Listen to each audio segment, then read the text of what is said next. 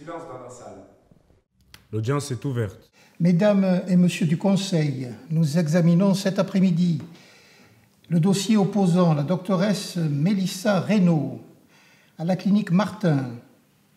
Les parties sont présentes dans la salle. La partie demanderesse est représentée par Maître Zitoun du barreau de Toulouse et la partie défenderesse par Maître Miossec, également du barreau de Toulouse. Maître Zitoun, vous êtes en demande, vous avez la parole.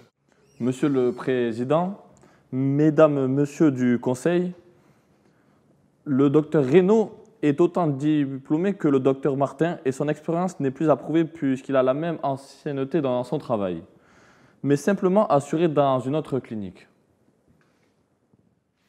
Monsieur le Président, Madame, Monsieur les conseillers, mon client, Monsieur Martin, responsable de la clinique Martin, m'a fait part d'une explication très simple. Le docteur Sanchez a une ancienneté bien supérieure à celle du docteur Reynaud. De plus, il fait un grand nombre d'heures supplémentaires pour remplacer le docteur Reynaud qui part souvent plus tôt que lui. Cela s'ajoute à la rumeur que le docteur Reynaud est plus prompt à aller à la machine à café discuter avec ses collègues plutôt que de faire le travail d'information auprès des familles. Cette rumeur dont vous nous faites part, eh bien, comme vous le dites, c'est une rumeur. Revenons-en aux compétences. La technique et le professionnalisme du docteur Sanchez sont réputés nationalement. Il mérite un salaire adapté. Ses échanges avec les familles ou les patients sont professionnels. Il fait preuve d'un sang-froid incroyable et beaucoup se reposent sur lui pour annoncer les mauvaises nouvelles. Mon client ne fait que le rémunérer en conséquence. J'entends bien ce que vous dites, maître.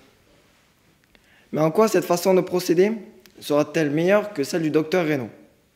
Sur quels critères votre client a-t-il décidé que l'attitude du docteur Sanchez était la bonne et justifiait un salaire plus élevé? J'ai du mal à comprendre. En effet, ce qui explique réellement cet écart de salaire. Les docteurs Reynaud et Sanchez ont une expérience et une formation identiques. À en croire leur contrat, ils effectuent le même nombre d'heures à la clinique. Alors dites-moi, pourquoi le docteur Reynaud est-il moins rémunéré? Mais Monsieur le Président, Mesdames, Messieurs du Conseil, vous avez bien compris que ce qui fait litige, c'est que ma cliente est une femme. Nous pensons que nous sommes ici dans un cas de discrimination. Mesdames et Messieurs du Conseil, avez-vous des questions à poser aux avocats ici présents? Non, Monsieur le Président. Non, Monsieur le Président. Non, Monsieur le Président. L'affaire est mise en délibéré et prononcée par mise à disposition à l'audience du 30 juillet 2018 à 14 h. L'audience est levée. Mesdames, Messieurs, le tribunal.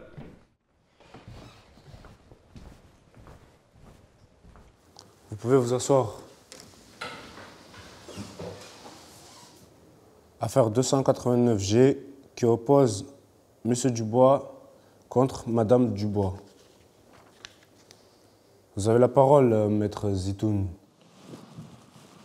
Monsieur le juge, Monsieur le procureur, mon client, Monsieur Dubois, est bien rentré légèrement en état d'ivresse chez lui, comme le montrent les analyses demandées par la police. Mais cela s'est produit car un collègue venait de lui apprendre que son épouse, Madame Dubois, avait une relation extra-conjugale avec un de ses collègues de travail. Mon client était effondré par cette nouvelle.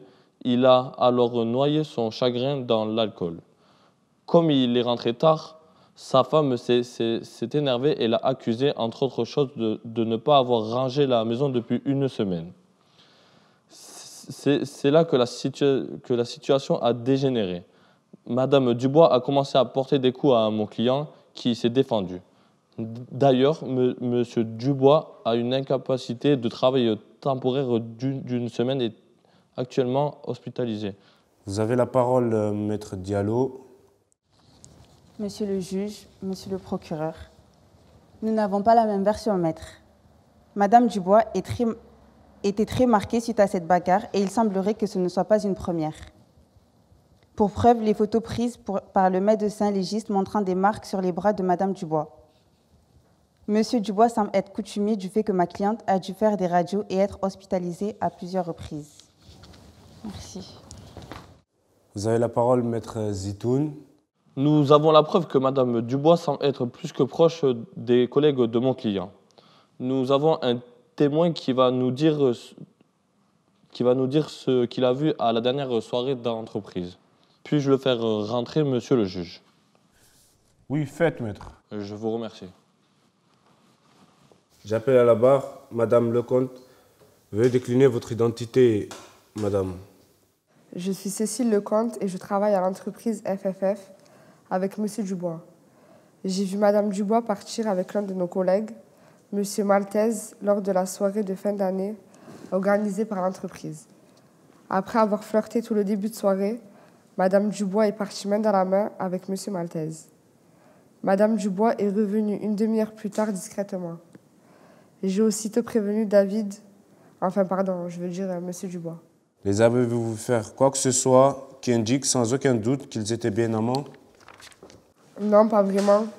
Mais ils sont partis une demi-heure et Madame Dubois était très agitée quand elle est revenue. Alors je me suis dit qu'elle se sentait sûrement coupable, donc qu'il s'était bien passé quelque chose entre eux. J'ai plus rien à dire.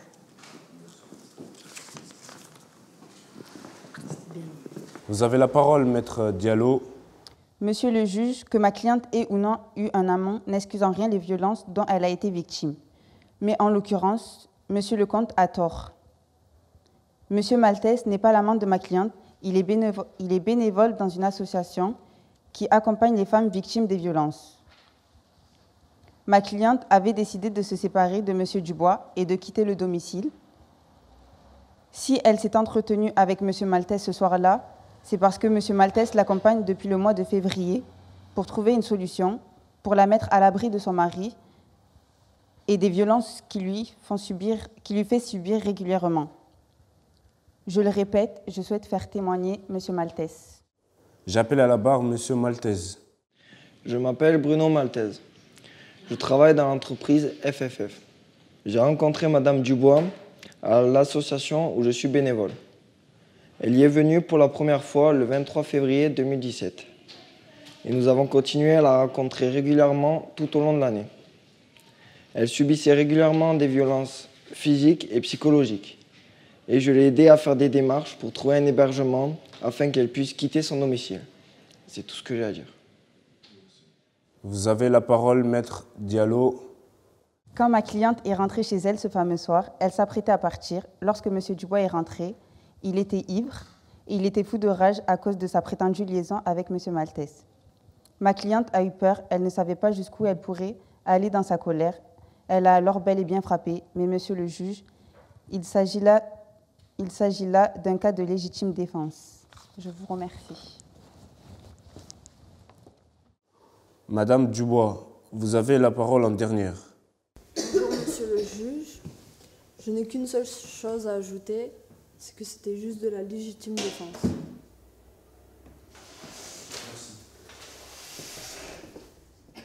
On va plus souvent dans la machine à café, s'il vous plaît. Vas-y, on repart. Je recommence. On recommence.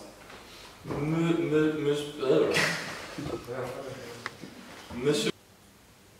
J'entends bien ce que vous dites, maître. Écoute. J'entends bien ce que vous dites, maître. Bien, c'est deux.